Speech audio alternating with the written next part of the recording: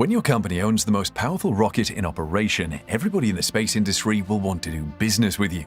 This is the situation Elon Musk's SpaceX is in with its Falcon Heavy rocket. However, despite being the most powerful rocket, the Falcon Heavy has been sleeping since 2019 when it last flew. That is about to change though, as SpaceX is tapping on the sleeping giant to perform more than half a dozen launches. What are the launch missions about, and can SpaceX pull off such a busy launch schedule? Join us as we explore how SpaceX is finally launching its new Falcon Heavy. SpaceX might be hugging the headlines recently due to the Starship rocket it is building. The fixation on the new rocket is understandable because it will break many space travel records when finished. The Starship will be the tallest and most powerful and go further than most other rockets in deep space. However, while development continues on that rocket, SpaceX still lays claim to the most powerful rocket in operation, that is, the Falcon Heavy. SpaceX has the Falcon 9, which is basically its workhorse as it has been launching payloads at breakneck speed, but it has nothing on the Falcon Heavy in terms of performance. SpaceX claims Falcon Heavy is the most powerful operational rocket in the world by a factor of 2.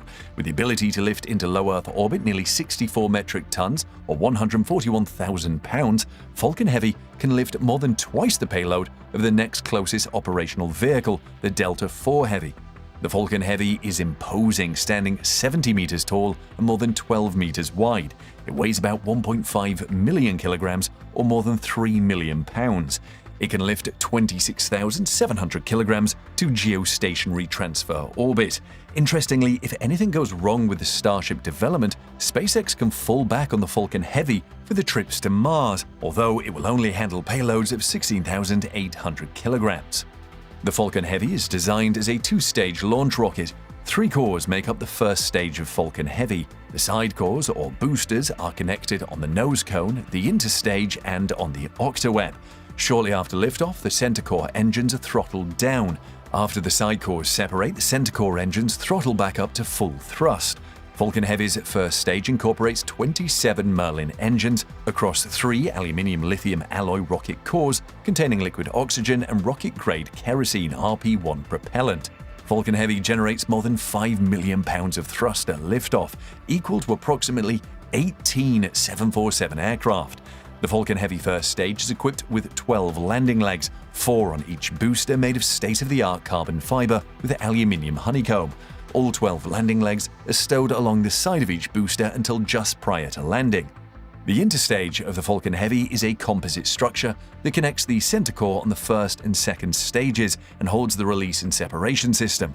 Falcon Heavy is also equipped with 12 hypersonic grid fins, 4 on each booster, positioned at the base of the interstage or nose cone, which orients by moving the center of pressure during re-entry. The second stage of the Falcon Heavy is based on the Falcon 9's proven design and is the part that actually delivers the payload to orbit after the separation of the 2 stages. It has only 1 Merlin engine and produces 981 kilonewtons of thrust. The payload is contained in a fairing that is 13.1 meters tall and 5.2 meters wide, allowing it to launch payloads that other rockets find too big. The Falcon Heavy follows SpaceX's reusability philosophy to reduce the cost of launches. Historically, rockets are flown once and allowed to burn up on re-entry.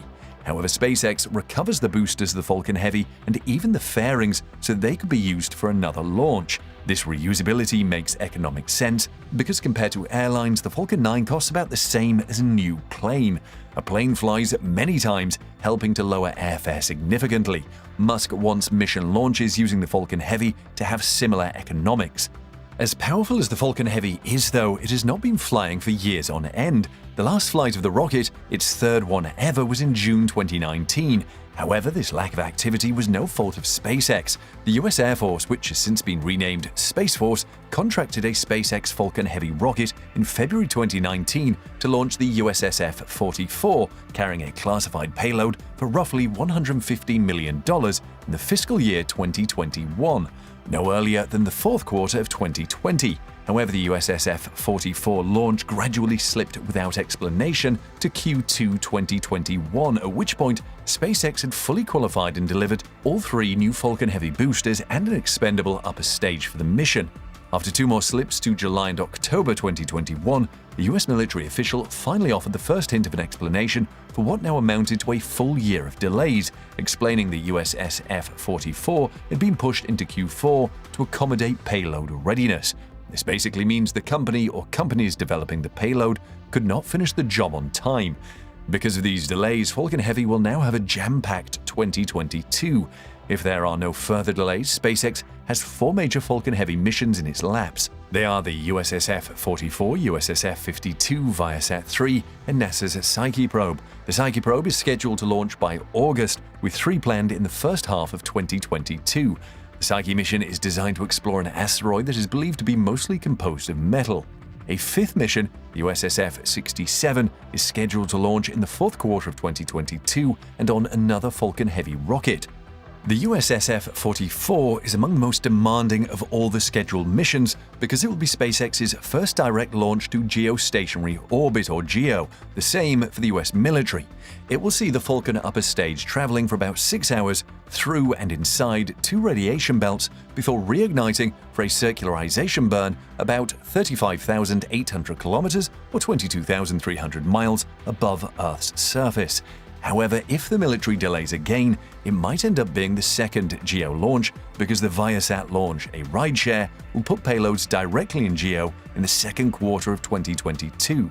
The USS F-67 is another GEO launch and will also require SpaceX to sacrifice the center core of the Falcon Heavy lower stage. All these launches are slated for the Kennedy Space Center LC-39A pad, where SpaceX is scheduled to launch at least 6 crew and cargo Dragon missions between February and October. SpaceX will have to move as fast as possible to prepare the launch pad for the next one after each mission. SpaceX, however, has a more prestigious mission from NASA that will launch on the Falcon Heavy in 2024. It is the Europa Clipper mission. NASA originally wanted to launch Europa Clipper on its own SLS rocket, but has changed its mind and has now given the contract to SpaceX. The Falcon Heavy will launch the Europa Clipper spacecraft on its way to Jupiter. In terms of sheer prestige, no other mission on Falcon Heavy's manifest comes close. The spacecraft is expected to weigh around 6 tons or 13,000 pounds and is about the size of a building. The Clipper will orbit Jupiter for years, performing dozens of flybys of the planet's icy moons, several of which are suspected of having liquid oceans. The Clipper is the most expensive NASA mission in development after the James Webb Space Telescope. The former had overshot its initial $2 billion budget, will now cost more than $4.5 billion. Just like the James Webb Space Telescope, that has NASA in the hole for almost $10 billion. Giving the launch contract to SpaceX means NASA is fully trusting Musk's company with what could become the most expensive mission to the outer solar system in the history of planetary exploration. What makes it all the more noteworthy is that NASA has already given the okay for SpaceX to plan to launch Europa Clipper on a Falcon Heavy rocket with at least 2 of its 3 boosters already flight-proven. According to mission scientist Bob Pappalardo, SpaceX intends to reuse 2 Falcon Heavy side boosters that are currently scheduled to debut as early as next year on the Psyche mission. However, unlike the Psyche mission, which will leave plenty of margin for SpaceX to recover at least 2 of Falcon Heavy's 3 boosters, Europa Clipper will need almost every ounce of performance the rocket can give to send the much larger spacecraft much faster and further. Barring a major surprise, that means that Falcon Heavy will launch Europa Clipper in a fully expendable configuration. The loss of all 3 boosters of the Falcon Heavy, which normally could fly about 10 times, will be more bearable to SpaceX because it will be reusing 2 boosters on the Europa Clipper mission.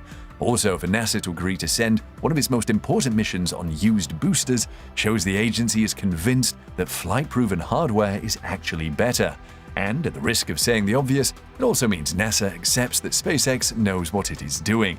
Let's hear what you think of the Falcon Heavy flying again in the comments section below.